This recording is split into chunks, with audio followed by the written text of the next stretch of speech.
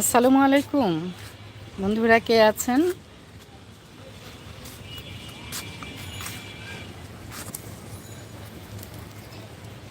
একটা মরিচ আছে ছোট্ট, আমার ছাদ বাগান থেকে আমি আজকে লাইভে এসেছি।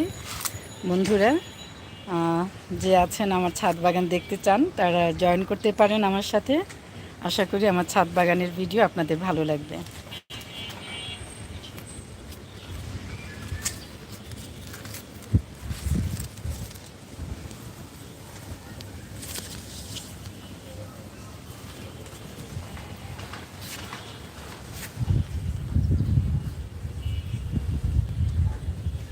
এটা হচ্ছে পান গাছ, এটা হচ্ছে কালো কচু।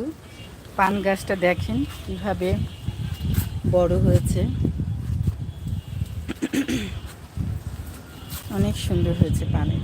এই যে দেখেছেন পানের এই যে শিকড়, প্রত্যেকটা গিটে গিটে কিন্তু শিকড় চলে আসে।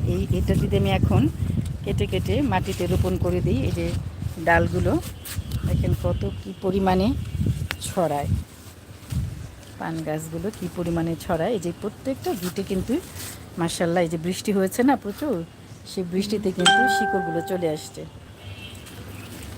এই শিকড়গুলো ডালগুলো যদি দেখেন, এখানে প্রচুর পান গাছ, প্রচুর, একদম আম গাছের উপর উঠে গেছে।